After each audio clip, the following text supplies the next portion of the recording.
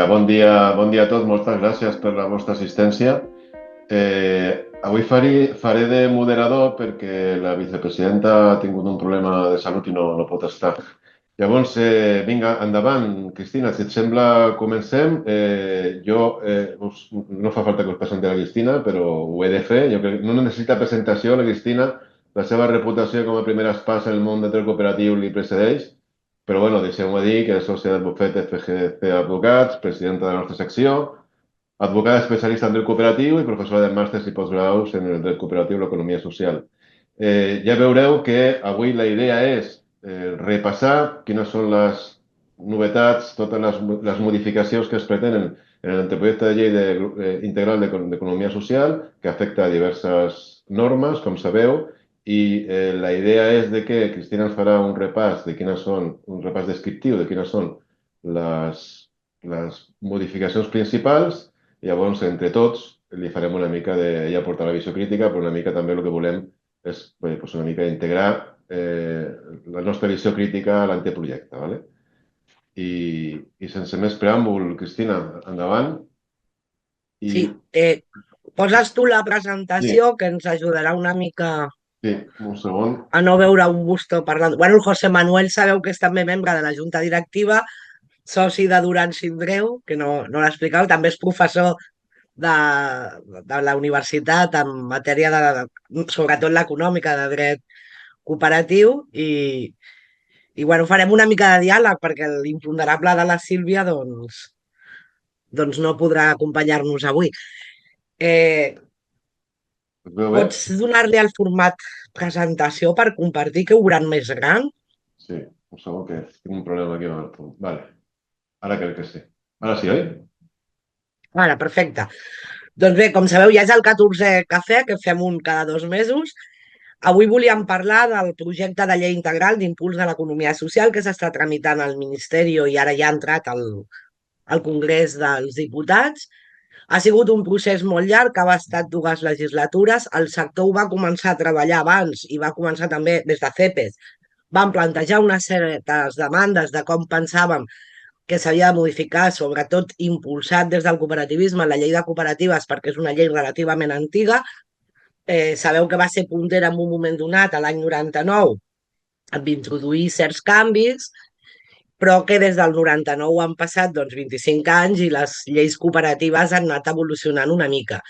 És cert que la llei estatal és una llei que s'aplica relativament a poques cooperatives, perquè totes les comunitats autònomes tenen legislació pròpia en matèria cooperativa i a dia d'avui totes han exercit aquesta competència. Faltava Canàries, que va fer llei pròpia l'any 2023, i a més l'any 23 també va haver llei nova a Madrid, a l'any 18 llei nova a Extremadura i a Euskadi. Per tant, s'han anat modificant força les lleis i la llei estatal, d'alguna manera, el sector volíem que recollís algunes d'aquestes modificacions. Però el Ministeri i el govern de l'Estat tenien una visió de donar un impuls a tota l'economia social.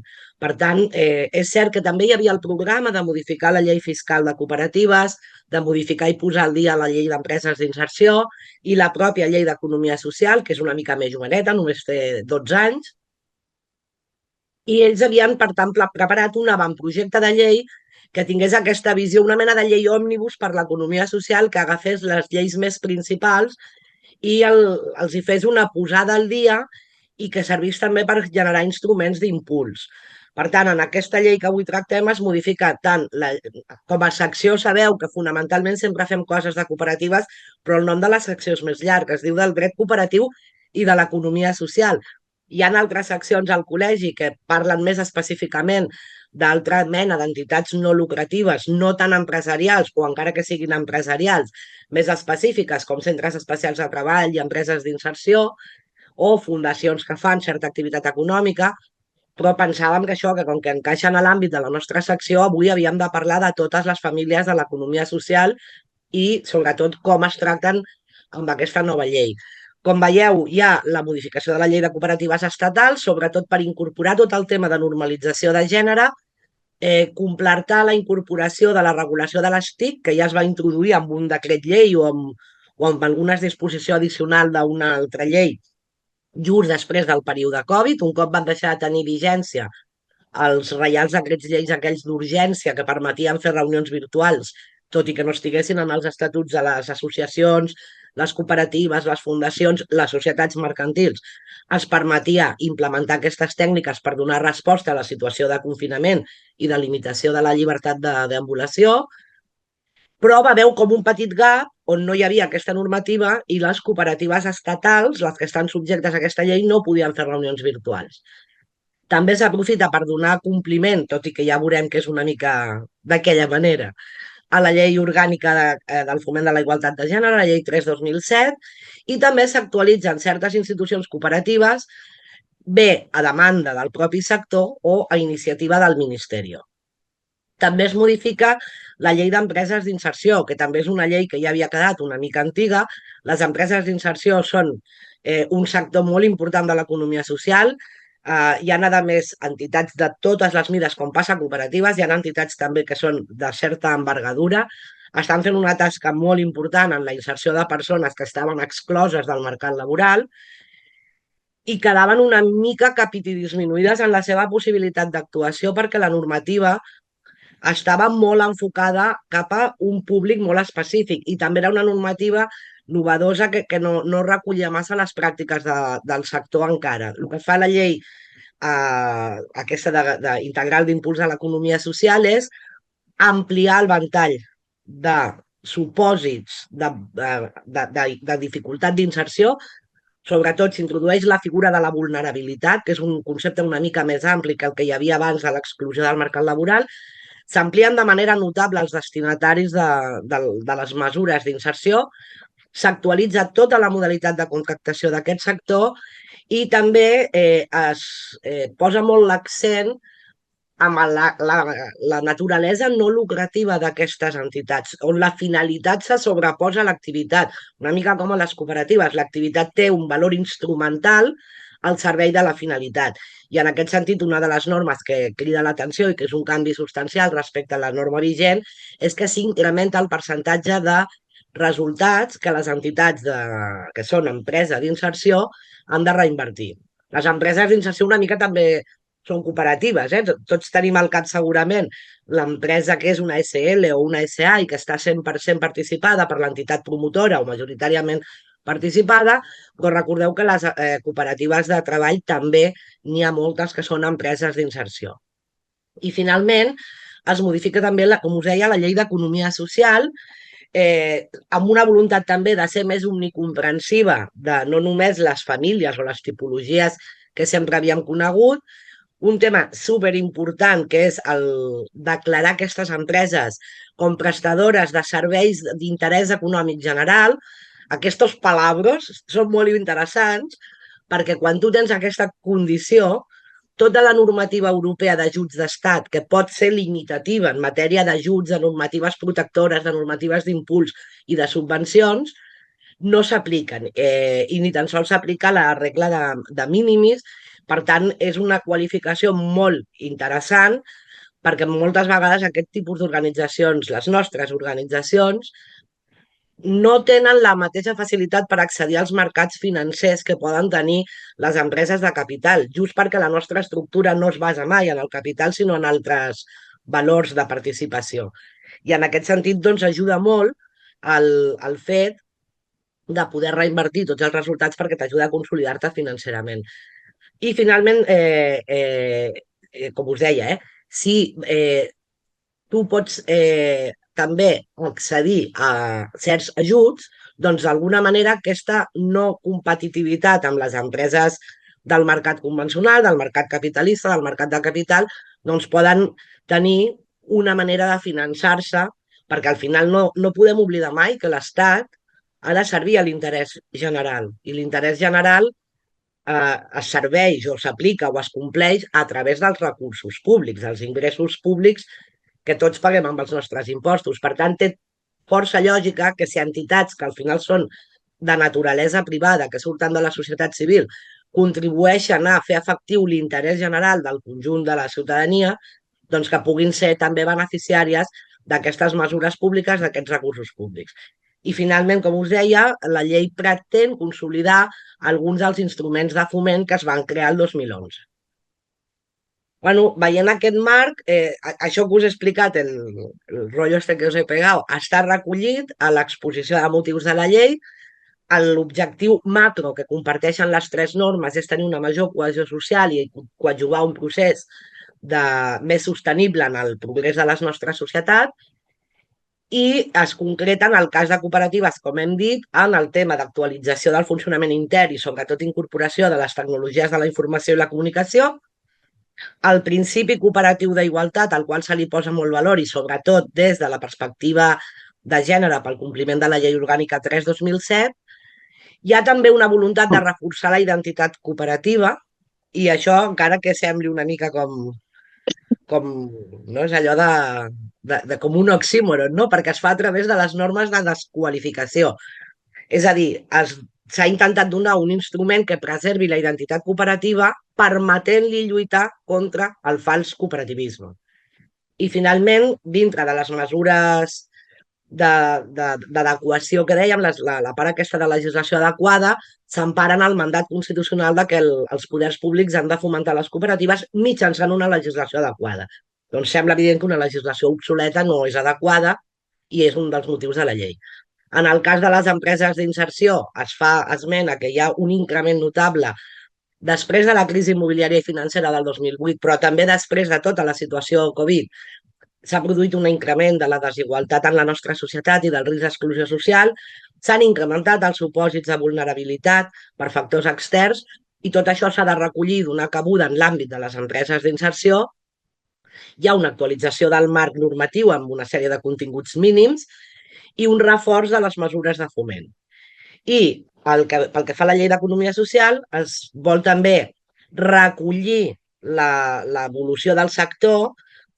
Encara que hem posat a abandonar la classificació tradicional per famílies, no és que s'abandoni, les famílies seguirem tenint la consideració genètica, no? Per definició d'entitats de l'economia social, sempre que complim els requisits. Nosaltres parlem sempre de falses cooperatives, però no us penseu que en altres sectors no tenen també alguns agents que hacen ver que són entitat promotora, però l'entitat promotora no és una entitat no lucrativa, és alguna entitat a vegades inclús una mica fosca. Per tant, es vol posar l'accent en la raó de ser, la veritat de les coses i no només amb la mera formalitat, i també es replantegen i es volen potenciar totes les activitats de difusió i de foment. Si voleu, anem ja entrant a cadascuna de les normes i, com ha dit el José Manuel, ara nosaltres anirem explicant, però tot el que vulgueu aclarir o contradir, perquè és un cafè on estem a temps en el procés d'esmenes d'aquesta llei de poder també introduir com a sector les esmenes que considerem, i per tant feu-ho amb absoluta tranquil·litat. Una mica, com us deia, a cooperatives hi ha aquests 4 àmbits i us hem posat, això és per no repetir-ho, ara ho explicarem detalladament, i veieu que hi ha com un cercle aquí que és una mica allò de los conjuntos aquellos que compartien un espacio, que és que en tots els àmbits ja hi ha hagut temes que el propi sector, en aquest treball previ que us deia, que s'havia fet a CEPES, estàvem demanant que hi haguessin aquests canvis, i veureu que en el globus, no? A l'entrepà o al bocat aquest que li han posat, hi ha uns articles assenyalats en vermell. Alguns coincideixen amb articles que s'han modificat, però segurament no encaixa la definició que ha fet el propi Ministeri amb el que nosaltres hem demanat com a sector. Algunes coses s'estan mantenint via esmenes, sabeu que ara estem en període d'esmenes i segur que a través d'entitats representatives tothom les està presentant en allò que considera si més no essencial i factible. Tampoc us ho volem explicar perquè això és molt canviant. Els processos legislatius són força llargs i també en funció dels possibilismes i dels interessos es van modificant. Però fonamentalment ara anirem a veure aquests 4 aspectes que es modifiquen a la llei. Com a curiositat, després de tot l'esforç de canviar un munt de normes que l'únic que es modifica és el tema de gènere, pues se les ha colado el 29.1 que encara parla del secretario i no de la secretaria.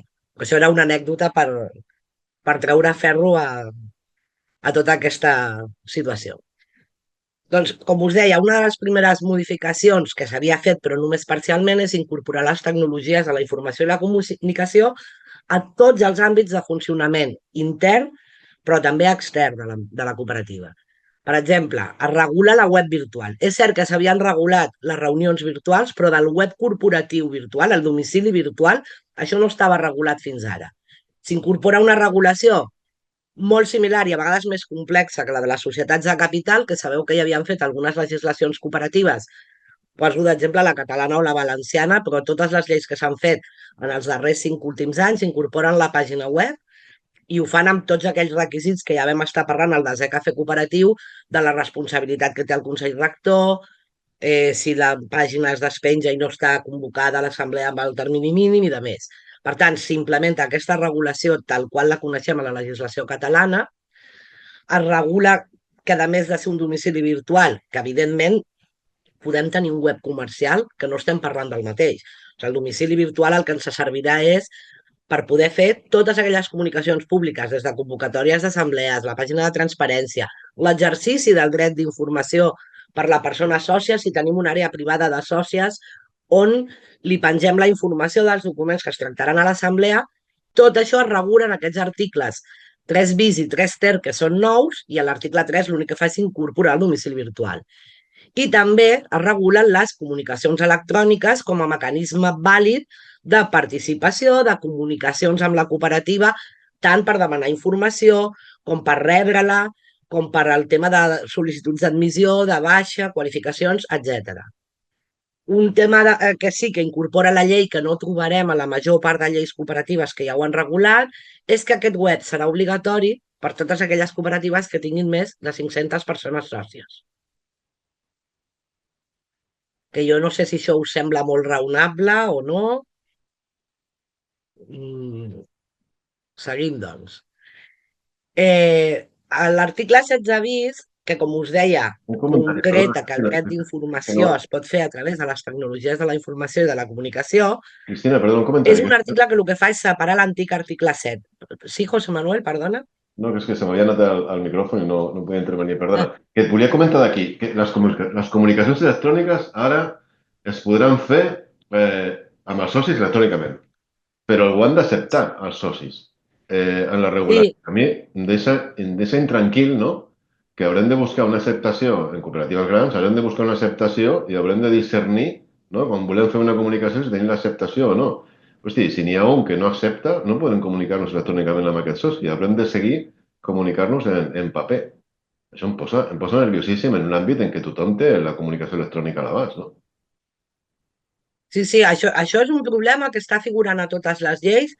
Bueno, sempre la llei va per darrere de la realitat, però és cert que encara es demana que el soci ho hagi acceptat, i hi ha lleis que diuen que ho hagi acceptat expressament, perquè és cert que si a mi un soci m'envia una petició d'informació per correu electrònic, jo podria defensar que està acceptant-ho de manera implícita, perquè és ell qui pren la iniciativa d'adreçar-se a mi de manera virtual. Pues que hi ha lleis que diuen que ho ha d'acceptar expressament. Jo estic d'acord amb tu. I també em preocupa el de que sigui obligatori. Això quan veiem la part del sector veurem que el sector no vol que sigui obligatori. Els mitjans virtuals han d'ajudar a la vida cooperativa, a la vida associativa. Han de ser mecanismes de flexibilització, però quan els imposes, i sobretot amb els termes que s'imposen, els requisits d'una pàgina web perquè tingui efectes de validesa, ostres, fer-ho obligatori a mi també. Obligatori per més de 500 socis, no? Però clar, és que a més també al Consell Rector se li fa responsable d'insertar i dels danys i perjudicis que pugui causar la web. Clar, en el món del hackeig com estem ara, ostres, a mi em posa nerviós, que fer responsable al Consell de lo que passa amb aquesta web, no? Sí, jo m'imagino que per via d'esmenes estarà demanant matisar aquest article, perquè jo recordo que la redacció original que va sortir d'ACPs no era tan onerosa, era molt més realista. Al final no ens enganyem, és que és el que has dit tu, és que no, no, sí que és veritat que tenim instruments de protecció, però no són infal·libles. El hackeig és molt complicat i segurament a una cooperativa petita no li passarà res a la seva pàgina web, però no podem negar que cooperatives grans que operen en el mercat amb competència, doncs amb grans operadors com FNAC o com Amazon, estic pensant, doncs és molt fàcil que passin coses. És cert que diu la llei de que excepte per força major, no? Intervenció ja, però és que últimament jo estic sentint i llegint i veient sentències que diuen de que tu has de tenir una cura perquè no entrin. És a dir, has de tenir una especial diligència perquè no t'entrin. És a dir, no només no només t'entren i és una força major, no? Tu has de tenir proteccions, no? Llavors, clar, introduir-li a un cert una responsabilitat per no posar proteccions adequades em posa nerviós. Sí, sí, bueno, és com no està molt en la realitat del que significa aquesta tecnologia, que és que com qualsevol altre mitjà comporta uns perills i alguns d'ells són inevitables i uns altres la llei no et pot exigir mai conductes heroiques per evitar-los. Com us deia, l'article 16 l'únic que fa és separar l'actual regulació de l'article 16, que conté tot el paquet de drets de les persones sòcies, inclosos els drets d'informació, doncs el 16 bis es destina només al dret d'informació, s'aprofita per actualitzar amb les tecnologies, i els articles 24, 24 bis i 25 el que fan és canvis en el funcionament de l'Assemblea General, de nou per incorporar la convocatòria telemàtica, la reunió íntegrament virtual o la reunió mixta, és a dir, aquella que es fa de manera presencial però participen alguns membres de manera virtual. Per tant, combinem la realitat física i la virtual. Sí que s'afegeix en aquesta nova regulació una cosa que crec recordar que és iniciativa del Ministeri, que és que s'exigeix que la convocatòria faci esment al dret d'informació de les persones sòcies. Això ja estava en algunes legislacions cooperatives com la valenciana o la madrilenya, que no es limitaven a dir que el soci tenia dret d'informació, sinó que a cada assemblea se li havia de recordar que tenia un dret d'informació i en què consistia. Hi ha lleis que et demanen que transcriguis pràcticament l'article de la llei que et diu allò de que puedo pedir las cuentas anuales que se van a someter a aprovación, puc demanar tots aquells documents que estiguin vinculats. Això també dona la seva litigiositat, perquè a vegades hi ha acords que tu sotmets a votació que estan emparats en documentació que seria reservada, que forma part del secret empresarial i que això ho pot conèixer un conseller que té un grau de responsabilitat més elevat que la persona sòcia, però tu no pots difondre allò, sobretot abans de l'assemblea, perquè mira, un cop s'ha aprovat l'assemblea, però a vegades hi ha acords comercials que tu has de ratificar o aprovar per assemblea, que si qualsevol soci agafa el document perquè té dret d'informació i el difon abans, et pots carregar l'acord. I jo això m'hi he trobat lamentablement massa sovint. Després s'insisteix en que l'assemblea com a tal, no només la convocatòria pot ser virtual i física, sinó que la pròpia assemblea es pot celebrar virtual i física, vull dir, es fan les dues coses, referir-se al fet de la convocatòria i al fet de la reunió. I una altra cosa que crida l'atenció és que quan això ha sigut també iniciativa del Ministeri, quan la llei imposa la votació secreta, es diu que si no es respecta el vot secret, aquell acord que s'hagi adoptat serà nul de ple dret. I és necessària aquesta sanció de nul·litat per la votació secreta? Perquè una cosa és que no, pues la nul·litat em sembla molt, molt fort, no? No sé què Sí, penses. a veure, és una mica... Si a més tenim en compte que la llei de societats de capital et diu precisament el contrari, que els efectes purament de forma no atacaran la validesa de l'acte, a no ser que realment hi hagi una vulneració d'alguna cosa de fons, però per la mera formalitat no es poden anar impugnant acords socials, aquí sí que crida l'atenció. També és cert que hi ha alguns acords, quan la llei t'exigeix el vot secret, són aquells acords de disciplina social, revocació de càrrecs socials, acció de responsabilitat, que amb una cooperativa gran potser queda més diluït, però amb una cooperativa petita a vegades uno no vota lo mismo si tiene que ensenyar la petita que si ho pot fer amb un vot secret, perquè al final doncs, hi ha moltíssimes circumstàncies que concorren. Però a mi també em sembla una mica gruixut És que el que se sancioni amb la nulitat. al final, si es vol fer no secreta, si algú la fa no secreta, per què això comporta nul·litat, no? És a dir, qui es vol emparar en la secreta, doncs ho fa secret, i qui no vol, doncs no ho fa secret, però no per això ha de ser nul l'acord, no? Sí, sí, però ja et dic, a veure, jo quan la llei imposa el vot secret i l'hem de fer a mà alçada, el normal és que tu demanis a l'assemblea que opina i només que se t'oposi un, tu Clar, saques les urnes, clar, just clar. per evitar-ho. Jo li veig aquesta possible fonamentació, però és cert que parlar de nulitat és una mica fort. Jo crec que hauria de parlar d'impugnar i ja es veurà en cada cas concret si és un acord anul·lable, si s'ha adoptat correctament malgrat no respectar el vot o si ha de ser nul. Però, bueno, ja us dic que ha sigut una iniciativa del Ministeri. Penseu que a vegades, quan es fa una llei, tots venim esbiaixats per l'anècdota que ens ha passat fa poc. Per tant, se m'acut que pot haver succeït això, eh? Algun cas en el que hi ha hagut una revocació de càrrecs i la gent, doncs, o algun acord d'aquests més, que al final són més violents, més incòmodes, on no s'ha fet la votació secreta i segurament en votació secreta es preveia que el resultat hauria pogut ser un altre. I el mateix que estem dient és pel Consell Rector. El Consell Rector es torna a parlar de que les reunions podran ser físiques, podran ser virtuals o mixtes. Hi ha una cosa curiosa, que és que quan s'ha canviat també a iniciativa del Ministeri, i això ve de la legislatura anterior, quan vam poder conèixer l'avantprojecte, a l'avantprojecte es va limitar el dret de representació en el cas de les persones sòcies de treball, que això al sector no ho enteníem.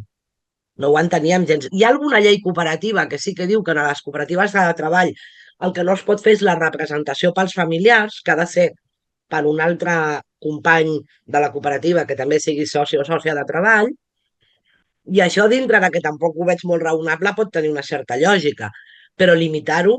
Llavors sí que hem vist que en el projecte ara es parla de que una norma ho impedeixi. O sigui, es pot representar sempre que una norma no ho impedeixi.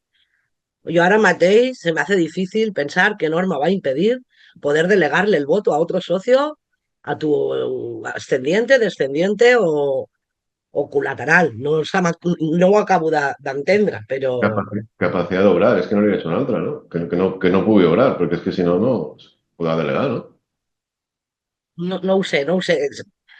Uh, és que donant-li voltes, si penses, per exemple, en cooperatives, doncs el que dèiem, una cooperativa que sigui una empresa d'inserció o un centre especial de treball i que tingui la possibilitat de tenir socis amb un tutor, o bueno, ara no es diu tutor legal, ja ho sabeu, no? Amb un representant legal que li complerti la capacitat i que llavors ja el representante a su vez no pueda delegar su representación, però jo ho veig una norma estranya i des del sector no es va demanar que es traiés, es va explicar que era raonable i com us dic, més s'ha tret la limitació que s'havia posat però s'ha mantingut aquesta formulació. No sé, si voleu, si teniu alguna més a dir, si no podem passar de diapositiva. Us animo a tots a participar si voleu, eh? No, no heu d'esperar, si voleu al final fem comentaris, perquè no heu d'esperar, si voleu fer qualsevol comentari. Endavant, Cristina. Gràcies. Doncs un article que no ha sigut pacífic és l'article 1. L'article 1 el sector volia que es quedés com està i el Ministeri, a part d'incorporar la societat cooperativa i no parlar només de cooperativa, doncs inclou dins la definició algunes de les seves característiques. Clar, a nosaltres no ens estranya perquè la nostra llei ja ho fa, però hi ha altres lleis que tenen definicions més escuetes. Bé, doncs aquí hi ha una incorporació dels principis cooperatius o dels trets característics de la cooperativa, el concepte legal de cooperativa, i el sector sembla que ho veu innecessari perquè després la llei ja els desplega. Com us deia, a l'article 16 i 16 bis el que es fa sobretot és separar el dret d'informació com un article independent, amb tot això que hem estat parlant. Sí que es posa molt l'accent amb el tema d'igualtat de gènere, però també amb la característica de la cooperativa, que és que les persones sòcies tenen o uns drets de manera individual, no, és una manera d'explicitar que no estan vinculats al capital, o bé han de ser proporcionals a l'activitat que fan al si de la cooperativa. Per tant, també es veu una mica innecessari perquè això està regulat amb uns altres articles de la llei, però no està contradient la fórmula cooperativa. Aquí tornem al tema que estàvem comentant, es parla de quins són aquells acords que necessàriament s'han de prendre amb una votació secreta, amb aquesta sanció de nulitat, i després la llei també, aquest projecte ja, perquè ja no és un avantprojecte, ara ja és un projecte, té alguns aspectes una mica reglamentistes. Ho veurem després, sobretot a les cooperatives de treball. Però aquí també es fa una clarificació com molt minuciosa de quan es considera revocada la representació. En el fons, als advocats ens va bé, perquè a vegades has d'aplicar la teoria general de la representació quan la persona sòcia ha delegat el vot per escrit, però luego se te presenta a l'assemblea. O peor, li ha delegat a dos socis diferents i tots dos venen. I tu, com que és un document privat, no saps quina és la última i has d'acabar anul·lant les dues representacions. Bé, podem considerar que és una mica reglamentista, però també podem considerar que ajuda a clarificar com funcionem. Un altre requisit, que en aquest cas afecta l'Assemblea Universal, és que s'ha de fer constar en acte tots els assistents la forma d'assistir i aquests assistents han de signar l'acte. Clar, amb una cooperativa petita jo crec que una mica ja tots ho fem. Però aquestes cooperatives de 500 socis que han de... Normalment hem de pensar que serà impossible fer una universal perquè no els reuniràs a tots de manera espontània i decidiran fer una assemblea i acordaran l'ordre del dia. Però és cert que podem tenir zones de grisos i també normalment ho fem per curar-nos en salut i que ningú pugui després impugnar i dir que no hi era, però també sobta que s'entri amb aquests tipus de detalls que són més propis d'un reglament que d'una llei. No sé, tu, José Manuel, com ho veus? Sí, hauràs de fer l'acte en el mateix moment, no? Perquè si vols tenir la signatura de tots, si són pocs, bueno, ja la buscaràs després, no?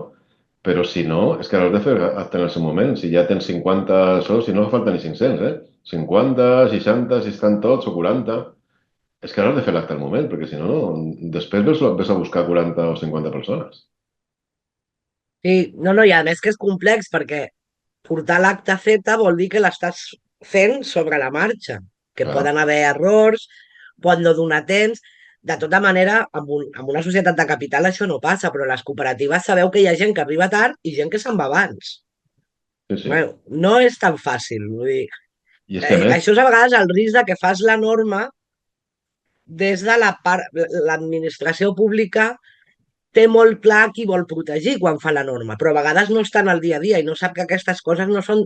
Això a la trinxera, que sempre diu la Sílvia, quan estàs a la trinxera i estàs barallant amb un soci que t'està qüestionant això, que li has dit que no li val la representació, el otro que no sé què, ostres, confegir la llista dels assistents no sempre és tan fàcil. I quan tens un volum de socis desgavellat, jo recordo una assemblea que vam fer amb una cooperativa elèctrica que tenia 12.000 socis i no teníem normativa de votació i havia de ser secreta i només hi havia una urna i va venir a votar a mig poble perquè hi havia una lluita de candidatures.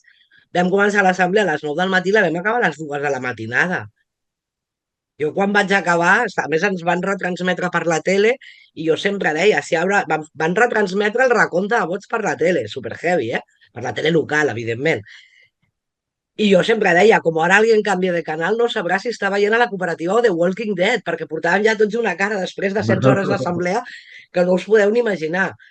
Bueno, aquestes coses són dificultoses. Vull dir, en aquell cas ho vam intentar fer, tancar l'acte, aprovar-la allà mateix, perquè hi havia molt d'embolic. Però jo sé com vaig acabar d'aquella assemblea, Jo l'endemà tornava a Barcelona amb avió i, pues porque era un avión, porque si es un tren me paso de parada segur, perquè estava rebentada. Però és cert que ens ho demanen.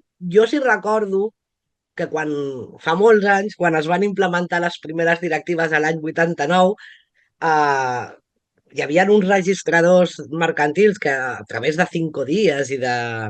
no me'n recordo qui més, anaven fent una sèrie de formacions i sí que ens aconsellaven que almenys amb una universal féssim les firmes dels assistents darrere de l'acord de l'ordre del dia. sí, sí, home, és convenient. És convenient. És convenient per evitar impugnacions, ostres, però per això està el secretari, no?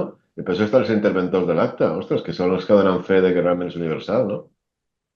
Clar, però si tu no... Si un et diu que va fer constar en contra que no estava d'acord amb l'ordre del dia i no se li va recollir, aquí t'has fastidiat. I si ha signat, ha signat. I doncs ja et dic, no només ens recomanaven firmar després de la confegir la llista, sinó després d'haver pactat l'ordre del dia.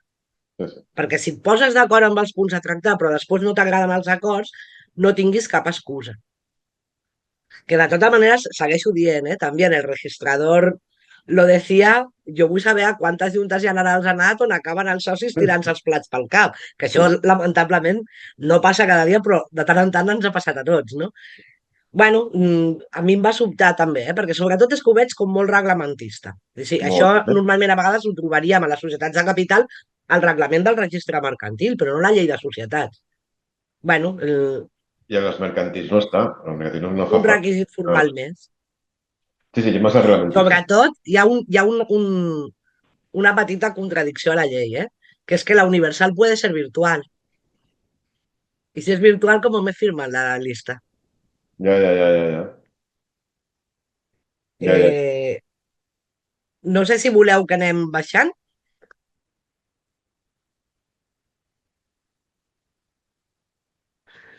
Doncs, a veure, la part d'actualització normativa té una gran protagonista, que és la cooperativa de treball. Tot i que també hi ha una petita modificació en el cas de les agràries, però això ho veurem després, perquè com que és una petició del sector, doncs ho hem endreçat d'aquesta manera. En el cas de la cooperativa de treball s'ha volgut posar molt l'accent en que la relació no és laboral, és societària. Sobretot, suposo que encara estem una mica dolguts d'aquella sentència que va sortir arrel de Càrnies en lluita. Si recordeu, vam convidar el magistrat del Suprem que va posar la sentència i va reconèixer que no havia sigut molt acurat en la seva redacció, però encara hi ha jutges, inclús al Suprem, que confonen la relació laboral i la sociolaboral. Per tant, s'ha volgut molt posar l'accent en que és una activitat que es fa de manera voluntària, conjunta, i que, per tant, té un bloc normatiu que no té res a veure amb el contracte laboral en sentit estricte. També es defineix què vol dir ser un centre de treball subordinat o accessori en el cas de les cooperatives de treball. I una cosa superinteressant, que és que la llei de cooperatives estatal parlava del període de prova, com totes les lleis, vinculat a la prestació del treball, i per tant, si hi havia contracte laboral previ, no tenia sentit aquest període de prova. La llei del 2002 vam aconseguir trencar aquesta mena de sostre de vidre i que es posés l'accent on s'havia de posar, que era la relació societària, i desvincular-ho del contracte de treball. Sabeu que la llei de 2015 ha tornat al format tradicional de vincular-ho al contracte de treball.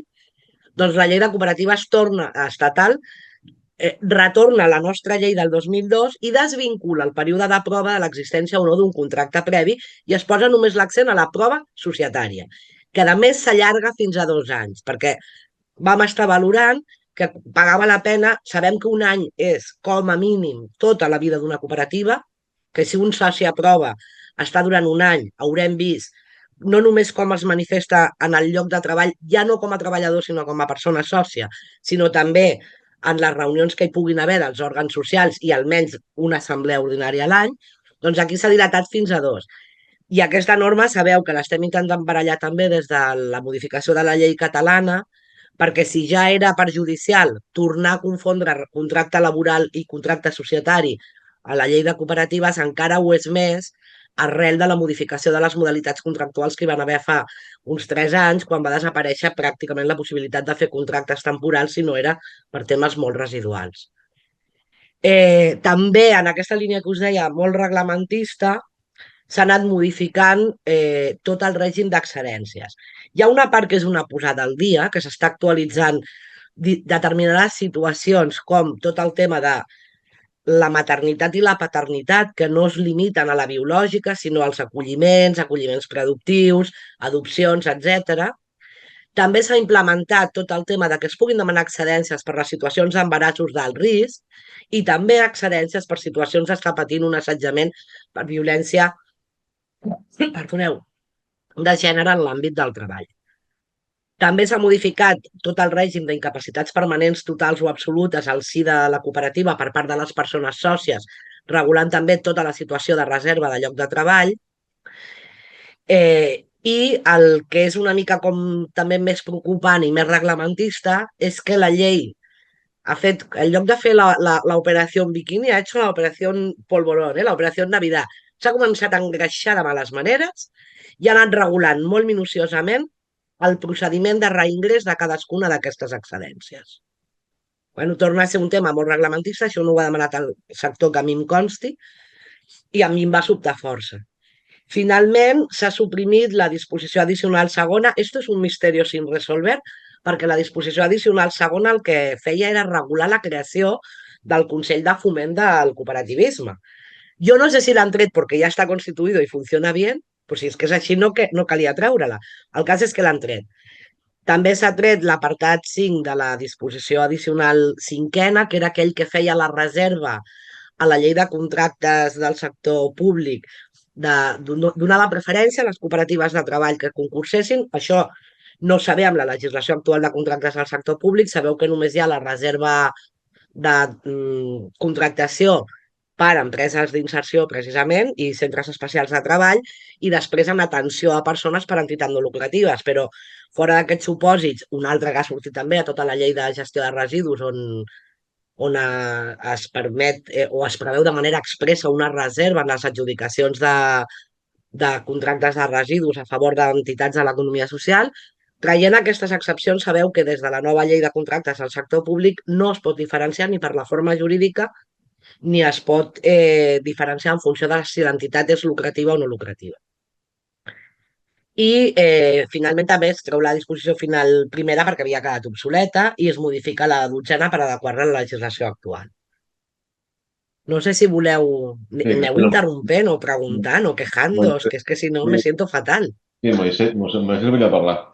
Sí, una pregunta, a veure, perquè amb el tema del període de prova de les persones sòcies treballadores, que com has dit s'amplia a 2 anys, sabem el motiu pel qual s'amplia a 2 anys? Perquè jo, és el que tu deies, jo amb l'any crec que és el període necessari i correcte per veure si la persona és sòcia i diguem-ho així, s'involucra en la vida societària. Però 2 anys, sabem el motiu? O no?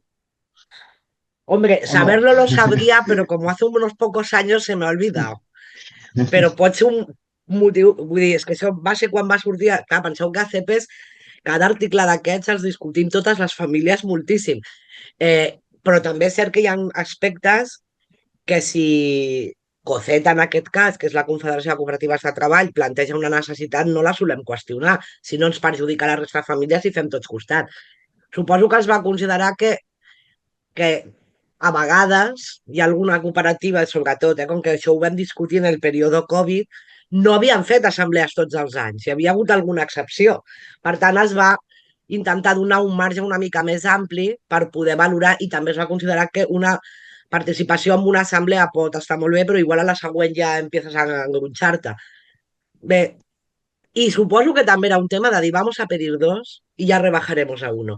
Pero esto no lo quería confesar. Vale. Perfecte, gràcies. Lorena, aixeques el dit? Sí, era en relació a la consulta d'en Moisès, que si no m'equivoco tenia una relació amb el canvi de la normativa laboral i la durada dels contractes, que ara a partir dels 6 mesos has de passar a que la persona sigui fixa.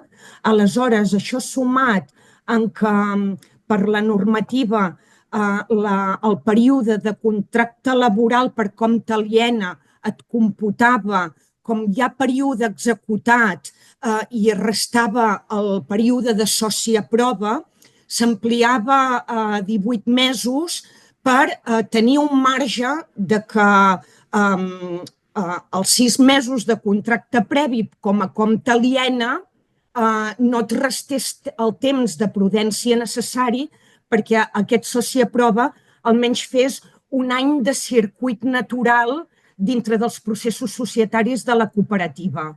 I, per tant, eren els 12 mesos de temps prudencial més els 6 de contracte laboral, vam posar aquest marge de 2 anys per donar temps a tot això. Perfectament pot ser així, perquè a vegades és veritat que quan fem la llei de cooperatives ens pensem que estem sols al món, però després s'han d'interpretar lleis diferents. Probablement hi hagués un criteri de prudència de dir, per si ens ho solapen, guanyem marge. Pues segurament és això, disculpeu que voy teniendo una edad i la memòria ja no és el que era, Doncs, si voleu, anem ja a l'últim aspecte, que crec recordar que només ens faltaria... Aquestes són algunes coses que també hem demanat al sector i que va trobar bé el Ministeri, que sí que eren una actualització. Diguem-ne que són les que En l'entrepà d'abans no estaven en vermell. El sector ha demanat i s'ha modificat, per tant, com us deia, tant a la regulació general com a l'específica de cooperatives agràries, que el període mínim de permanència no fos de 5 anys, sinó de 10. Això de les agràries ho van demanar ells, va ser el mateix que us deia de Coceta, si no perjudicar la resta del sector, perquè és un tema específic d'una classe de cooperatives i fem costat tots. I ells ens ho van justificar pel tema de les inversions. Clar, una cooperativa agrària, doncs, si jo aporto el meu producte, millor accedeixo de les cubes o si vull carbonatar el vi, doncs si he de fer unes inversions, el que tampoc, si no les amortitzaré en un període més que de 10 anys, ostres, si te quedes 10 anys, no em portis ara 15 tones de vi, de raïm, perdó, i l'any que ve no me les portis i jo em quedi amb les cubes buides. Ens ho van explicar per aquest motiu. També per un tema d'agilitat. És veritat que a vegades se'ns ha anat una mica de pinça, per el meu criteri, amb els terminis, però la llei estatal que hi era de la que tenia terminis més llargs pel tema de la disciplina social, tant per la infracció de les... perdó, per la prescripció de les infraccions, el que s'ha fet és dilatar-ho el més possible perquè ja veieu que tenien 4 mesos, 2 mesos, 4 mesos i 6 mesos, quan nosaltres tenim just la meitat, 1 mes, 2 mesos i 3 mesos. Doncs encara s'ha incrementat una mica més, perquè és veritat que a vegades els processos són complexos, no és tan fàcil poder assabentar-te en un mes que s'ha comès una infracció ni posar en marxa el procés, i també, si tu a vegades vols intentar vies d'ADR, de conciliació, mediació, arbitratge, l'arbitratge seria excloent, però la conciliació i la mediació són prèvies a la part, diguem-ne, procedimental, doncs pagava la pena poder disposar d'uns terminis una mica més flonjos. També hi havia un tema que preocupava, aquest cas va venir sobretot de la petició de la Confederació Valenciana, que què passa quan la persona sòcia s'ha donat de baixa, la cooperativa acorda retornar-li el capital, però el socio està missing, és l'armada, ni està ni se l'espera. I dius, i ara què faig amb aquests diners? Doncs, evidentment, si la cooperativa decideix no reemborsar, com que el dret no és exigible, no passa res. Però si decideix reemborsar, ja comença a néixer la possibilitat d'exercir el dret de demanar-ho. I quan socis s'han canviat de domicili, han marxat, tu et vas quedant allà amb un fons de capital que no és de nadie, perquè no hi ha socis, el soci l'ha donat de baixa, i ho tens comptabilitzat com a capital, però no el pots individualitzar perquè no és d'un soci, tècnicament no és capital. Llavors es va proposar que fos un altre fons propi, que fos fons de reserva obligatori, i quan vam començar a regular com ho instrumentàvem, vam pensar que el raonable era donar-li el termini general de prescripció, que sabeu que avui en dia el Codi Civil català ja fa molts anys que el va posar en 5 anys i el Codi Civil estatal el va canviar no fa massa. Llavors, si en 5 anys no se li ha pogut retornar a la persona sòcia, no se li ha pogut retornar, vol dir que la cooperativa ha intentat retornar-ho i que, per tant, haurem de demostrar que li hem fet requeriments per retornar-li. Però si en 5 anys no hem aconseguit, ni el soci ho reclama, ni nosaltres hem aconseguit que ho cobri, ha prescrit el seu dret de reclamació, aquests diners ja no es poden reclamar, per tant són de la cooperativa, i semblava raonable destinar-lo al fons de reserva obligatori. Com ja hem parlat, si s'incompleix el vot secret és nul. Es va demanar també que s'ampliés la destinació possible del FEP, perquè això està donant molts problemes amb la inspecció tributària, i l'únic que sí que hem aconseguit és que s'incorpori l'aplicació amb tot el que sigui implementar mesures per fomentar la igualtat efectiva entre homes i dones.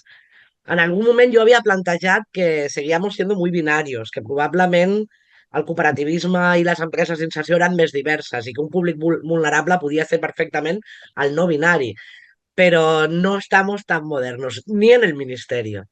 Encara no. Finalment, a l'article 79, una cosa que va demanar el sector era que els convenis intercooperatius es consideressin com a resultat cooperatiu.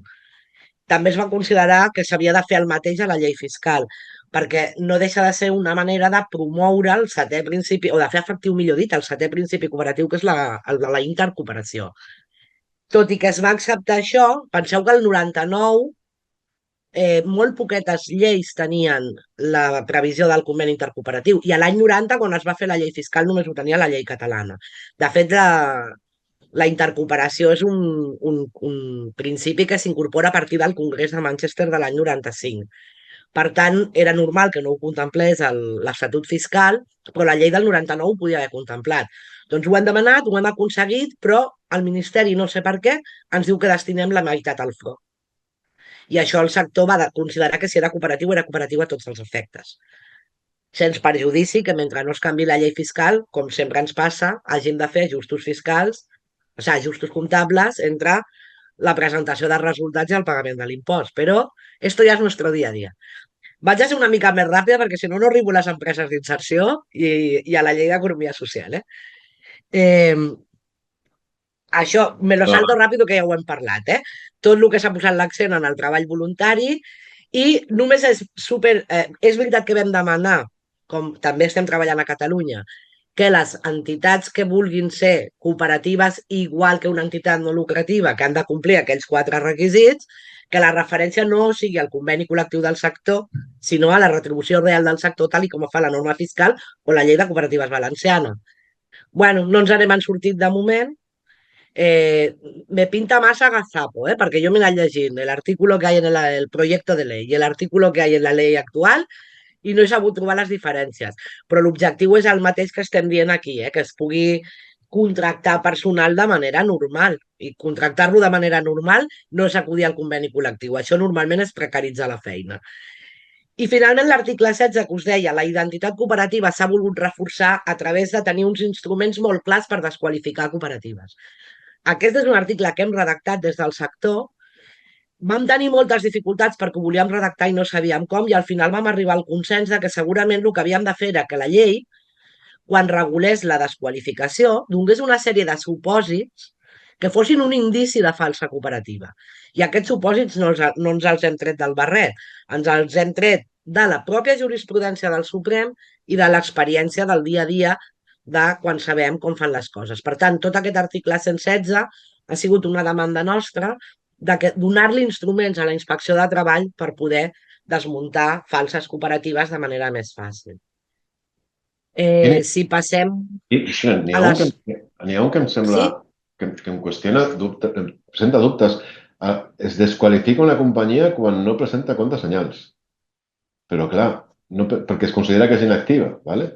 Ostres, però un any? Per no depositar comptes un any ja et poden considerar inactiu i per tant desqualificar-te? Em sembla perillós, no? Bueno, en fi, aquí ho deixo, perquè clar, no depositar comptes... Vale, però... Potser s'hauria de posar un termini una mica més real. Per exemple, estic pensant, perquè et tanquin, no, perquè Hisenda et faci el requeriment del tancament registral han de passar 3 anys. Clar, aquest tipus de normes, a més, si torna a venir mai una Covid, com a alguien se le olvide decir esto no cuenta mientras estemos en Covid, sí que pot ser un gran desastre. També us dic, sabem que normalment l'administració ja té prou feina, per sort, i no és massa proactiva amb aquests temes. Però és veritat que és una norma perillosa, que segurament en fase d'esmena s'hauria de demanar per, no sé si des de CEPES o poder-ho situar en un context més normal. Igual també és una mica que els arbres no ens han deixat veure el bosc. Estàvem tan preocupats en aquestes noves conductes que no vam ser conscients, probablement perquè tampoc fins ara no les hem patides. No? Doncs, com us deia... Ja has fet sense ànim de lucre? El tema del lucre és el que us he dit. L'únic que es demanava era que la referència de l'últim requisit fos a la retribució mitjana del sector i no a la del conveni. També es va estar barallant des d'algunes famílies de CEPES al demanar una redacció més similar a la llei catalana, però no ha prosperat i tampoc no s'ha servido para mucho, perquè després la llei del 2015 va parlar 3 vegades de cooperativas sin ánimo de lucro i hi ha alguns estudis del Vargas Basegot y de gente solvente que acaba decidiendo que como las leyes hablan de cooperativas sin ánimo de lucro, las otras tienen lucro i fan un estudi purament jurídic. Sabeu que nosaltres vam fer l'estudi dient el contrari, però bueno, sobre aquest tema com que hi ha rius de tinta, un dia farem un cafè només per fer teràpia de l'ànimo de lucro. No, Eh, és divertit o l'ànim de no? lucre, perquè l'ànim de lucre es justifica en pagar-li poc als treballadors, perquè li pagues molt i ja tens ànim de lucre, jo això no acabo d'entendre. No, a veure, sí, Jo no sí, acabo jo us explico. Jo us explico. Això té sentit només a les cooperatives de treball. Per d'entendre. què? Perquè un dels requisits que és universal i que està tret des de la pròpia legislació fiscal quan a la llei de l'IVA es parla de que és un establiment social, et diu que no has de repartir resultats. Claro, en una fundación no hay problema, no repartes. En una asociación, pues si dices que no, dices que no. Claro, la cooperativa yo no reparteixo resultats, pero me dedico a retribuir el capital social como a mí me dé la gana, o a retribuir el trabajo como a mi me dé la gana. Vale, Són treball, sí. instruments que sempre s'han controlat perquè eren una manera d'emmascarar una distribució de resultats encoberta. Vale. I això, el legislador fiscal sempre és més listo que nosotros. Això ja ve de totes les normes fiscals. Per tant, el que es va fer va ser transposar els dos requisits de consejeros que no cobren i no reparto resultats a l'especialitat, a la idiosincràsia, a la tipologia cooperativa que tenim aquests dos instruments per fer un repartiment encobert de resultats. El que passa és que no té lògica que llavors perjudiquem la competitivitat de la cooperativa perquè només puc contractar persones que tinguin uns recursos... No? És el que us deia. Estic com precaritzant la feina. Pues a mi no em vindrà un primer espasa i una cooperativa o no serà mai transformadora. Estic pensant, per exemple, en les d'energia. Si jo no puc contractar bons enginyers i retribuir-los correctament, per un tema de compromís amb el model de societat, poden renunciar a una part del sou, pero no pueden cobrar 10 veces menos de los que les pagan. Bueno, sí que pueden, però ens serà molt difícil trobar gent així. Sí. Completament. Si volíem fer per Era treball, el tema aquest, si volíem fer per treball, doncs que ho posin per treball, no? Però inclouen dintre d'una dinàmica cooperatives que no faran, no deixaran de tenir ànim de lucre perquè li paguen bé als treballadors, no? No, i a més, exacte, però és que a més parla de treballadores per compte aliena. Jo crec que quan es va redactar la disposició addicional primera, que ja ho hem parlat, quan es va fer de la llei del 2002 catalana, era una necessitat que tenien les cooperatives d'iniciativa social fonamentalment y con tota primera norma pues tienes que ir haciendo pruebas de ensayo-error. Lo que pasa es que no adaptar-la després d'uns anys no té massa sentit. El tema del pla d'igualtat, casi que estoy por darle la palabra al Moisés, que se lo conoce mucho mejor que yo. Però només perquè us sapigueu, tot el tema aquest del pla d'igualtat va ser una batalla brutal a CEPES, porque lo queremos todo. Queremos cumplir lo que no se nos imponga la ley, tener nuestro propio plan y a la vez queremos ser libres y que no sea obligatorio. Per tant, és veritat que l'article està redactat amb molt poca fortuna perquè diu que les cooperatives que tinguin més de 50 persones sòcies o més com a treballadores han de tenir una comissió d'igualtat, però si ho acorda el Consell Rector, per tant és potestatiu. I també diu, les que tinguin menys de 50 ho pot assumir el Consell Rector en lloc de fer una comissió d'igualtat. Llavors tampoc sabem si tenen més de 50 i el Consejo Rector no l'acuerda, o assumeix el propi Consell. Bueno, ha quedat com una mica estrany. Sí que hi ha també una sèrie de normes de foment de la igualtat efectiva, de mesures de conciliació, de prevenció de la violència i assetjament, que això sí que està molt bé. També hi ha tot aquest que us deia, quan s'ha parlat de la igualtat, reforçar la igualtat davant terceres persones, sobretot en qüestions de gènere, binario, se sigue hablando. Es torna a remetre a la Comissió d'Igualtat quan es parla de la igualtat dels drets de les persones sòcies, que ja hem vist que és una comissió que no té per què existir, i passa el mateix amb el Pla d'Igualtat, que al final també és potestatiu. Per tant, estem en aquella situació de dir la llei m'obliga a fer un pla d'igualtat pels treballadors per compte aliena. La norma cooperativa té unes normes especials, però resulta que és potestatiu. Si el faig el podré inscriure, però si no el faig, en principi no me passarà nada. Què me puede passar? Que si hi ha subvencions que tinguin en compte a l'haver fet aquests elements, si no els tens, no podràs concórrer a aquestes subvencions. I després, on sí que es posen molt exquisits, és en demanar la composició equitativa dels òrgans socials amb un màxim d'un 60% d'un mateix gènere. I aquí es van reproduir a CEPES les mateixes discussions que vam tenir lloc aquí a casa nostra, ¿qué hacen las agrarias si todos los socios son hombres? ¿De dónde sacan un 40% de mujeres? O feines especialment feminitzades on traiem el 40% d'homes. Per tant, la norma s'ha quedat així i això sí que és obligatori. Així com tot l'altre és potestatiu, això és obligatori. No sé si el Moisés me quiere corregir, que lo hará mejor que yo. No.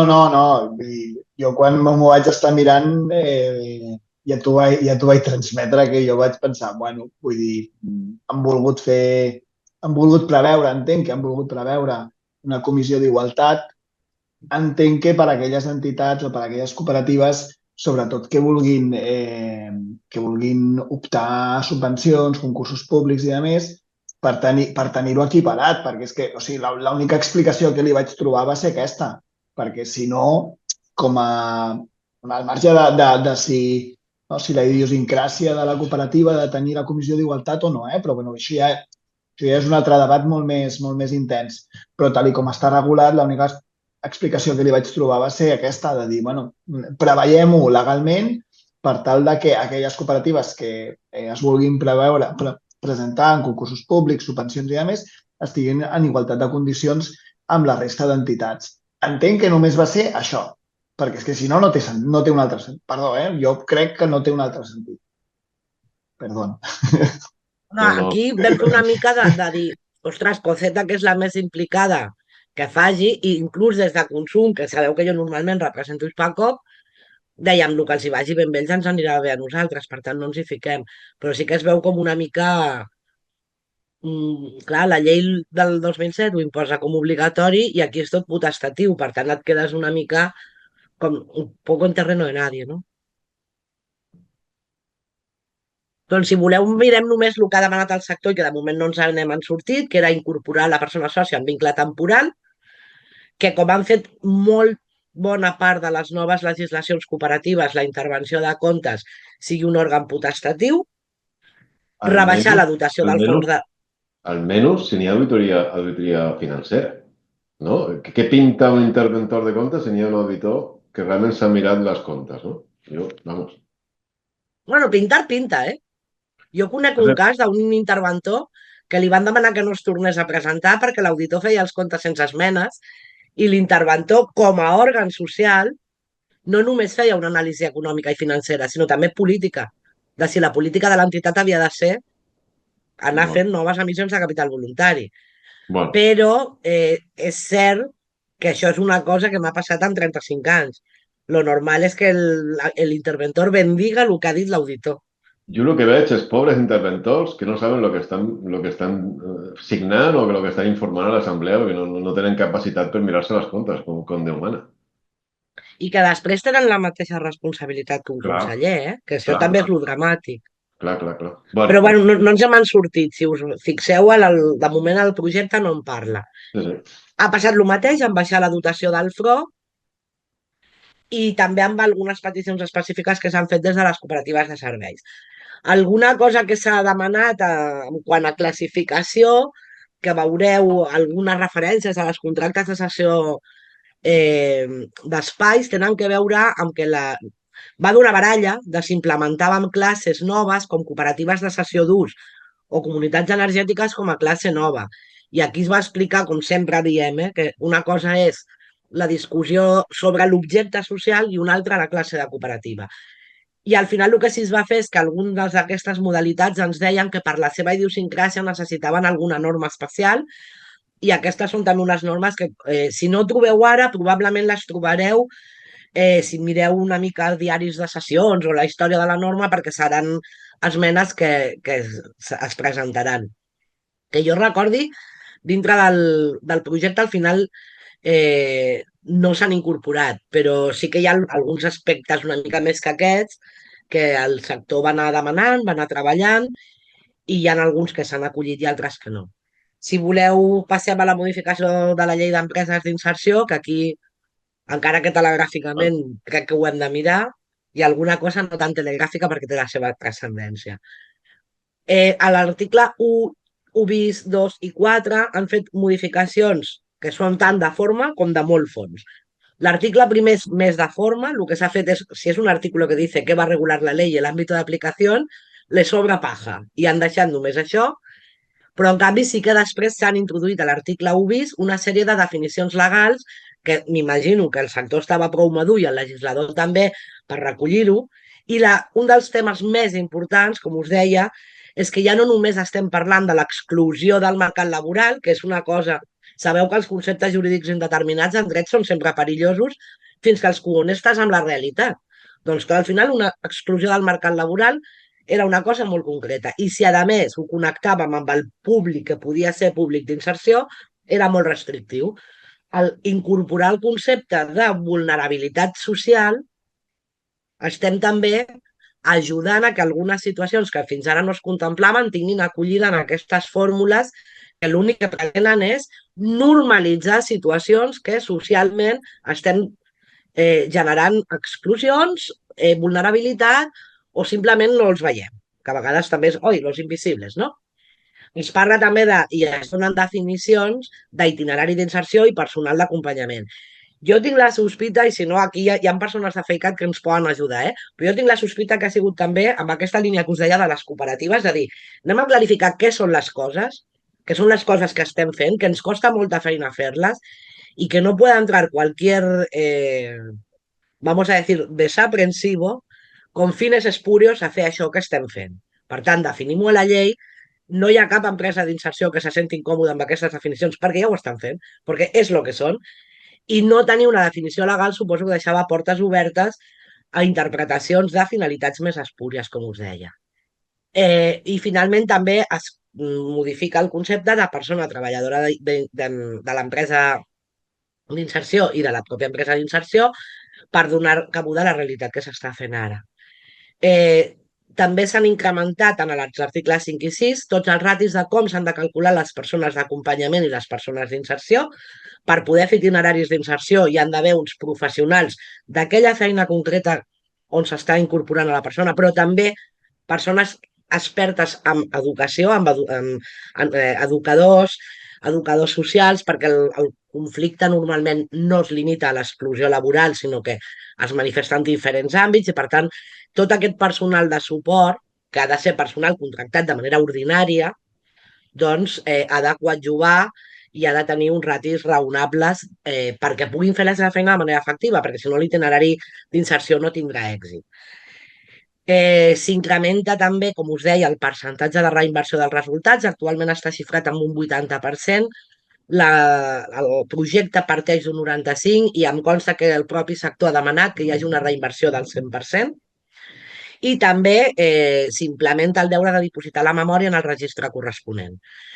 Hi ha una cosa que a mi m'ha cridat l'atenció, que és que fins ara sempre es parlava de la comunitat autònoma y ahora aquí, yo no sé si con mejor técnica jurídica o con peor, yo casi me inclinaría por lo segundo, s'ha anat parlant constantment de l'administració competent. I hi ha també una espècie de reconeixement universal i erga omnes de que si la comunitat autònoma t'ho beneeix, tu ja ets empresa d'inserció a tot Espanya. Jo també demanaria que si des de FECAT voleu intervenir, a mi tampoc em sembla molt raonable, perquè no totes les administracions funcionen igual. I hi ha registres d'empreses d'inserció molt rigorosos i alguns con un poquito de manga ancha i que podrien provocar el que hem comentat abans, que se'ns acaba vinculant falses promotores, perquè la promotora no és una entitat no lucrativa, aunque formalmente lo sea, y a lo mejor lo es aquí, pero no lo es en el domicilio en Las Caimán o en algún sitio de estos.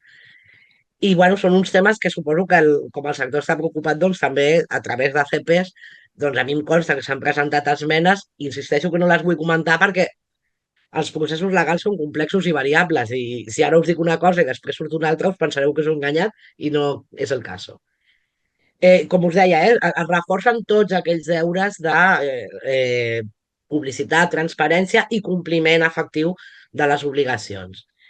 I tot i que s'amplien les entitats promotores des del punt de vista conceptual, com us deia, també s'implementen molts requisits per veure que són promotores de veritat i no empreses de capital que al final són també amb les que competim, tot i aquesta normativa protectora i tot i aquesta tan important consideració d'entitat prestadora de servei d'interès econòmic general.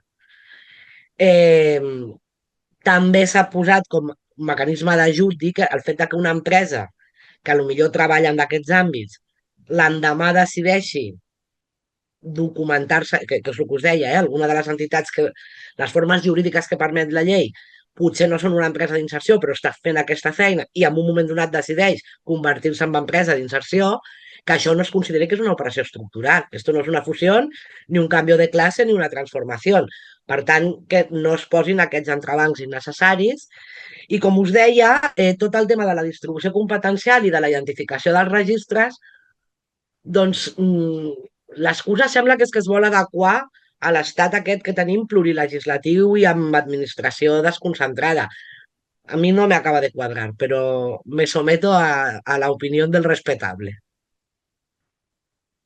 Si voleu, per favor, passar de diapo. Vale, el tema que us deia, dos endavant.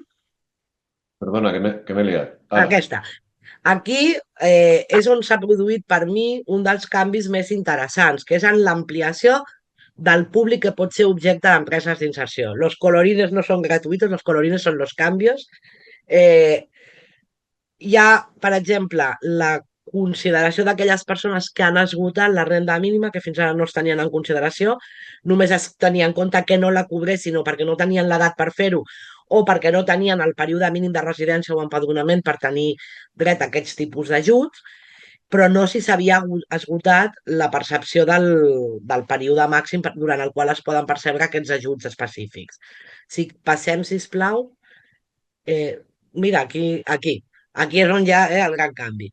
S'ha produït, per exemple, un tema que era, a mi, per un conegut em va passar i em va sobtar molt, que una persona de més de 50 anys que havia esgotat la prestació d'atur no pogués ser beneficiària del públic, de les mesures d'inserció, quan tots sabem que cumplidos los 40 o los 45 tú ya tienes dificultades, ¿eh? Sobre todo tú puedes salir divino de la muerte con la foto en el currículum, pero luego pone la edad.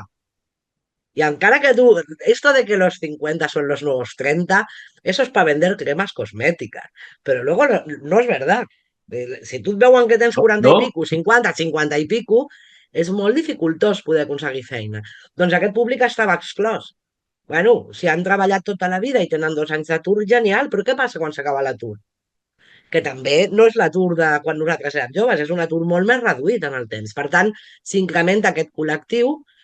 S'ha incrementat també totes aquelles persones, sobretot ajudes a dones víctimes de violència de gènere, de violència sexual, la tracta, que poden procedir de recursos específics d'acollida o que per qualsevol circumstància sí que s'estiguin veient excloses del mercat laboral, persones migrants retornades, o quan per les seves característiques no puguin aconseguir feina. És que tenim un munt de persones que no estan regularitzades administrativament.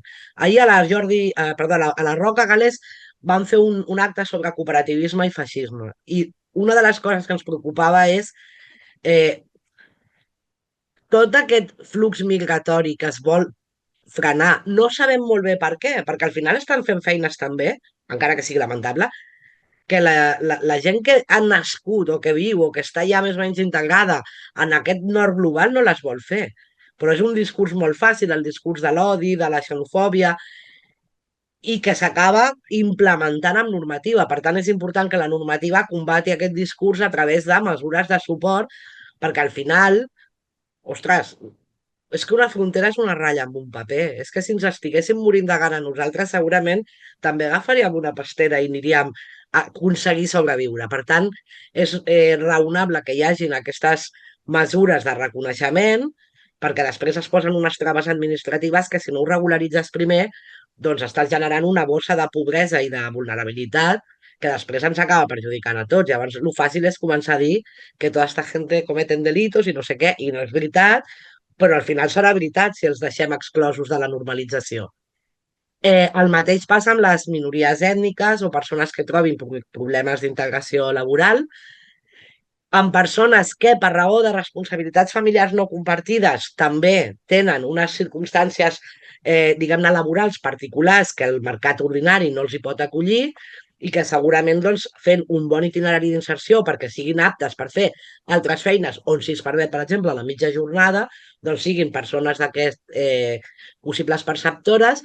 Aquest que veieu en verd és que jo juraria que es repeteix, però bueno, més vale que sobre que no que falte, que són les persones que provenen d'institucions de protecció de menors i reeducació.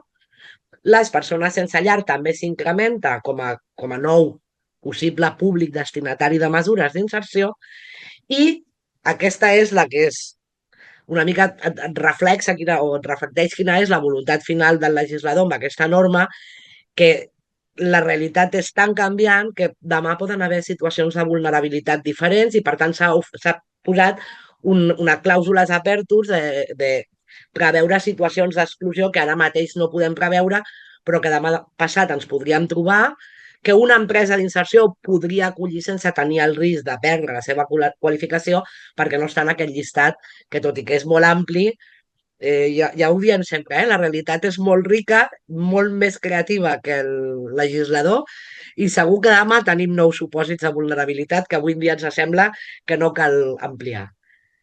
Si voleu que seguim avançant amb empreses d'inserció, ha sigut també superinteressant la regulació que s'ha fet de totes les modalitats específiques de contractació i de la inserció a posteriori. L'article 16 sí que fa tota una nova regulació més àmplia de més mesures d'ajuts i suport, perquè és el que us deia, al final aquestes empreses, com les cooperatives, que també tenen el mandat constitucional, no deixen de contribuir a fer efectiu l'interès general, que és la funció pràcticament única d'un estat, complir, luego les coses passen, no? Però la funció d'un estat seria donar compliment a l'interès general dels seus ciutadans. S'ha modificat el règim sancionador i també s'ha regulat hi ha una sèrie de regulacions, de disposicions transitòries de com s'aniran implementant aquestes normes per poder-les complir sense entrar en supòsits de perdre les condicions d'empresa d'inserció.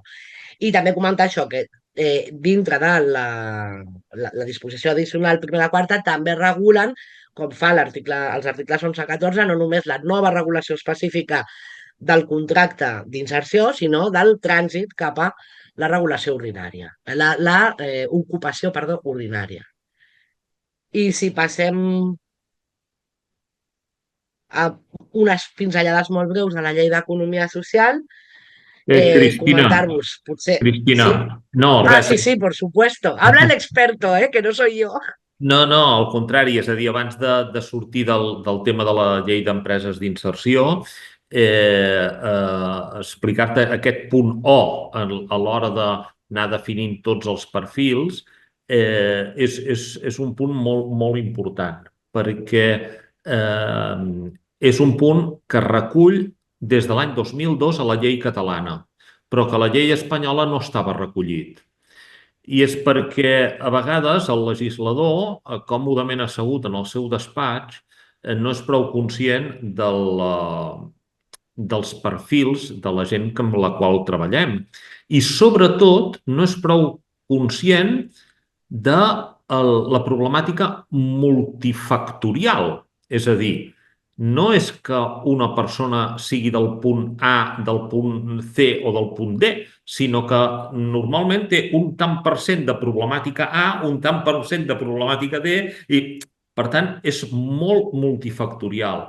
I això a vegades és difícil de valorar si només anem encasillant. Llavors, nosaltres, queda un tant de mal gust, però en la llei catalana dèiem sort que tenim el punto G, perquè era el punto G de la classificació, que era a partir del qual teníem un marge per actuar. En el cas de la nova llei espanyola ha quedat com a punto O i llavors doncs, ens serveix i ens donarà un marge perquè realment respecte a les comunitats autònomes que no tenien, evidentment, la llei catalana o que no ho havien resolt, tenien realment un problema, perquè segons quines derivacions es feien molt estrictes i, per tant, costava molt de... Escolti'm, però aquest per què no me'l derives si és un perfil claríssim? No tal. Per tant, en aquest aspecte sí que és important aquesta millora. Sobretot el concepte principal és que les lleis d'empreses d'inserció, la catalana i l'estatal i les d'altres comunitats, tenien una vocació, que és que les empreses d'inserció fossin una realitat. És a dir, el legislador el que vol és fomentar que hi hagin empreses d'inserció i no legislar per un no res. Però ara la necessitat és que només entri qui realment és empresa d'inserció. En el moment que s'accepta a nivell estatal la consideració d'empresa d'interès econòmic general, doncs en aquests moments, hòstia, tothom s'hi vol apuntar. I llavors només s'hi ha d'apuntar a aquell qui té una tradició i una expertesa en la inserció sociolaboral. Però, vaja, jo quan atenc i atenem des de FEICAT i des de totes les federacions d'empreses d'inserció de l'Estat, doncs iniciatives que diuen, escolta'm, voldríem fer una empresa d'inserció, quines subvencions hi ha? Mira, si la teva pregunta és aquesta, és que no t'interessa. És a dir, porta un pla d'empresa, porta un pla d'inserció, demostra'm que és aquesta la teva vocació i després parlarem de subvencions, no al revés. Bé, res, simplement. Gràcies, Cristina. És un plaer escoltar-te sempre. Gràcies. Doncs el que us deia, i a la llei d'economia social, això que ens acaba de dir, l'Esteve, és superimportant el que tinguem la consideració d'empreses de serveis d'interès econòmic general. Jo estic totalment d'acord. Jo no faig una empresa d'economia social perquè tindré beneficis fiscals, perquè em donaran subvencions, perquè tindré més facilitats amb certes contractacions si, per exemple, m'estic dedicant a la recollida del residu tèxtil. No, nosaltres fem projectes socials perquè ens els creiem. Com que són projectes socials que no es basen en les regles de capital del sota cavallo i rei que tothom comprèn, és cert que tenim una certa feblesa. Hi ha molts documents d'Europa, jo els he estudiat més en matèria cooperativa, però sempre s'acaba denunciant que la cooperativa sempre és més feble per aconseguir recursos financers aliens que una societat de capital. Per tant, està bé que hi hagin aquests mecanismes correctors, que no han de ser els que ens portin a fer el projecte, però està bé que es corregeixi, que si nosaltres estem contribuint a l'interès general i a sobre tenim dificultats financeres, hi hagin aquests mecanismes de suport i no se'ns sobreposi la normativa limitativa europea sobre l'afavoriment. Els ajuts d'estat el que vol dir és això, que Europa, com a Europa, però també cadascun dels estats membres no poden afavorir determinada tipologia d'empresa, sigui per la forma jurídica, per l'activitat que fan, per cap motiu, i que aquest ajut distorsioni la competència. O sigui, recordeu sempre que la Unió Europea ara és una unió política, però fonamentalment va ser una unió econòmica, i la major part de normativa europea és per regular els intercanvis econòmics entre els estats membres i ara també un cert proteccionisme dels no membres. Per tant, tenia sentit aquesta norma, però també té sentit que aquesta norma es suavitzi i es matitzi quan les empreses estan contribuint a generar una millora del benestar del conjunt de la ciutadania. I, per tant, aquest reconeixement és molt interessant, tot i que la llei diu que nominalment no és tan important ser d'una família o d'una altra, es respecta. Les famílies que tradicionalment s'han considerat de l'economia social segueixen considerant-se, tot i que es modifiqui l'article 5 de la llei, però és veritat que s'amplia una mica més el ventall a la realitat de les coses que estàvem dient. Vull dir, la forma jurídica és important, però no és excloent. Segueixen mantenint-se també, com un altre tema que a vegades no debat, aquelles entitats singulars que tenen un reconeixement històric. I també s'ha creat un marc normatiu més favorable per les mesures de foment i per les mesures de formació, perquè al final totes les empreses d'economia social, el gran dèficit que tenim és el desconeixement pel públic en general. Nosaltres tenim un públic que són uns inspirados, no? Un públic molt compromès, però fora, moltes vegades per necessitat. Jo recordo, per exemple, algunes entitats tipus associacions de malalts mentals, és la necessitat la que et porta a allò que no em cobreix ni lo públic ni lo privat, o si m'ho cobreix lo privat té un preu inabastable, ens autoorganitzem col·lectivament i ens ho subministrem nosaltres. Si fem una associació, fem una fundació, fem una cooperativa i ens acabem prestant aquests serveis.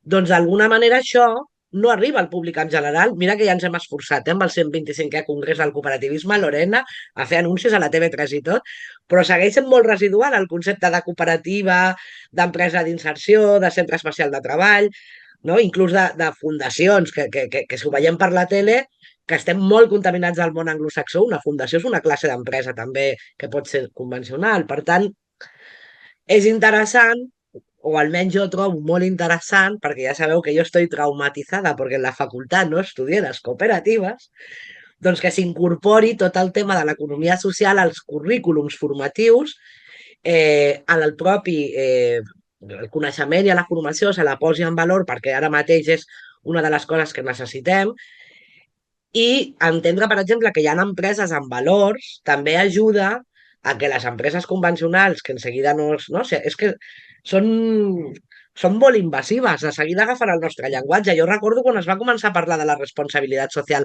corporativa i nosaltres dèiem, pues es que no nos hace falta, si somos empresas socialmente responsables, una altra vegada per definició, per l'ADN.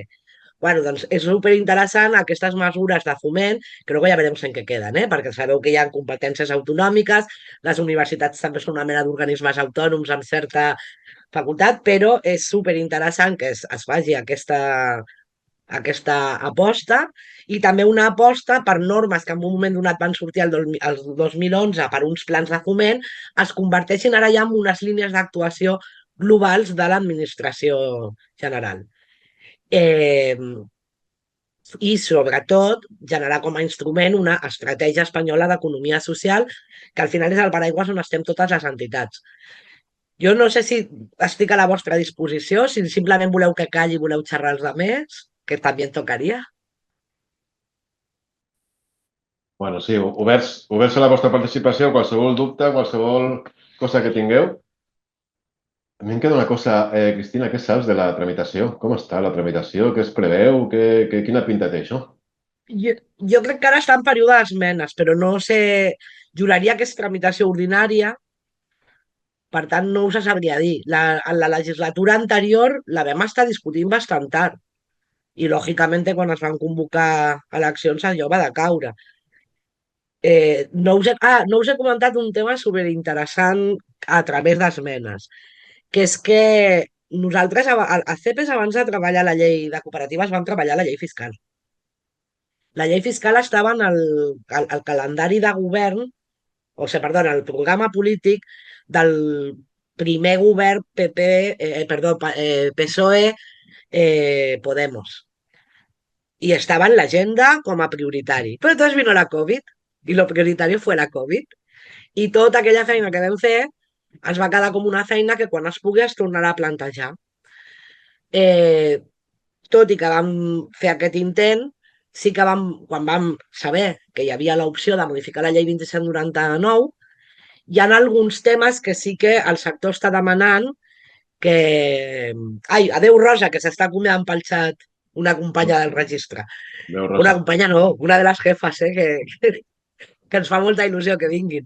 Doncs, com us deia, no van voler renunciar i crec que s'han demanat esmenes des de CEPES de normalitzar algunes coses. Per exemple, una de les més urgents és que les cooperatives de treball o de consum o agràries que tenen socis col·laboradors, sòcies col·laboradores o entitats sòcies col·laboradores, se'ls està traient un nivell de protecció. Aquestes cooperatives que he dit són especialment protegides.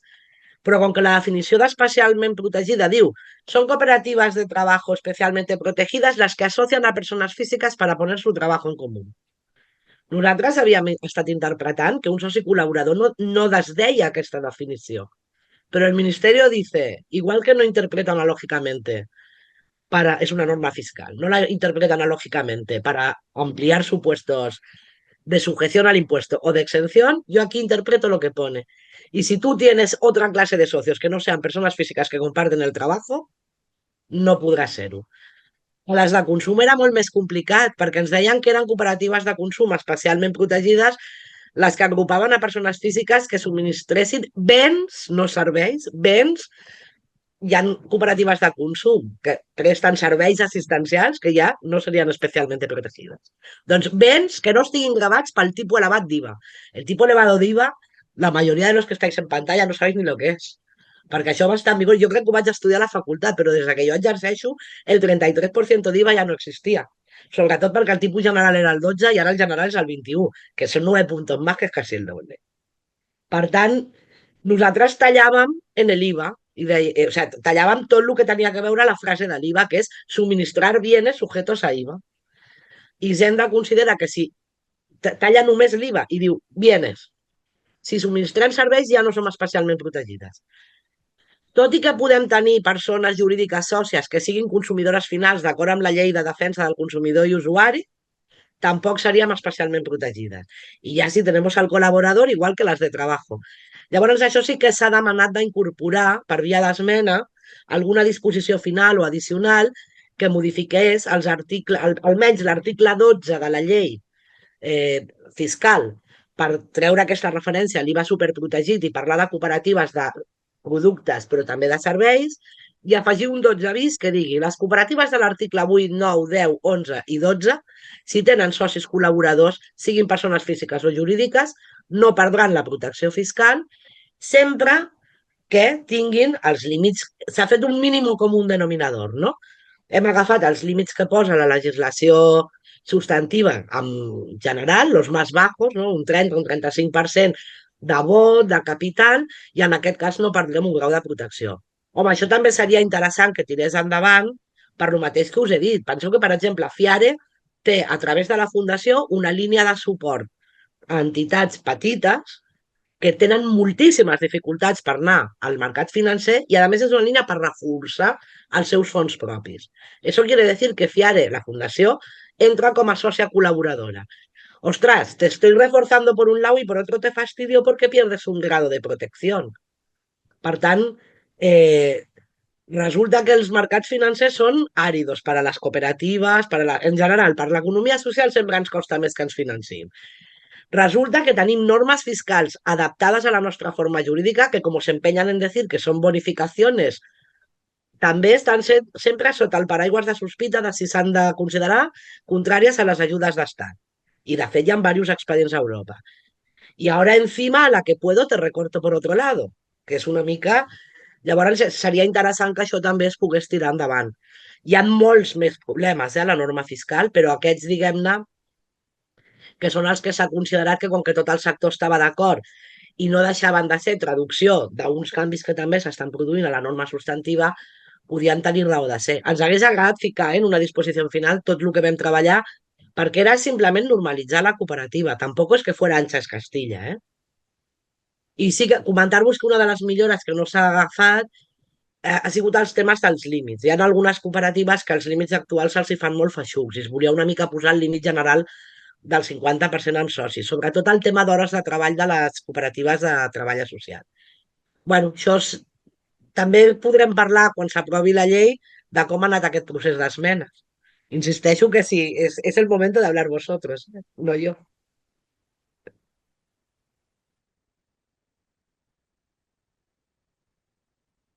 Bueno, doncs, no sé, si no hi ha més intervencions, potser donem per tancat.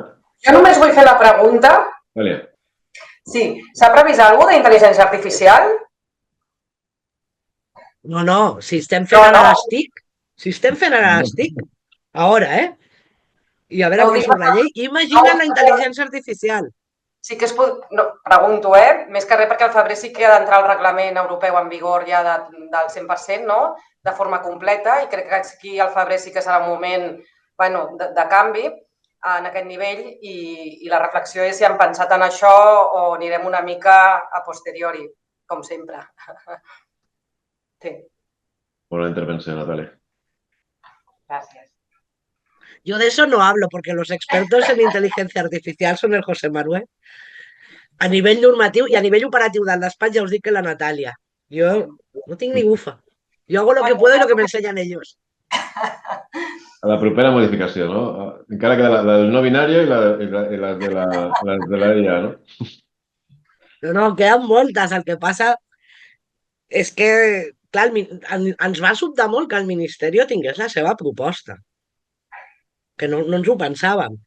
I van haver molts temes, va ser xulo, perquè hi havia temes on coincidíem i bé, però amb uns altres temes, i segurament també deu haver sigut culpa nostra, que no hem sabut traslladar la importància del per què demanàvem segons què.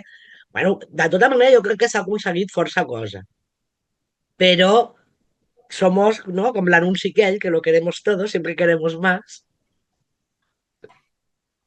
Molt bé, doncs vinga, si us sembla anem tancant. Moltes gràcies, Cristina. Ha sigut, jo crec que de molt valor, no? No només la part descriptiva, sinó la part de motius, no? Jo crec que té molt més valor, no només saber què es fa, sinó per què es fa, no? Llavors això ha sigut molt interessant, Cristina. Moltes gràcies.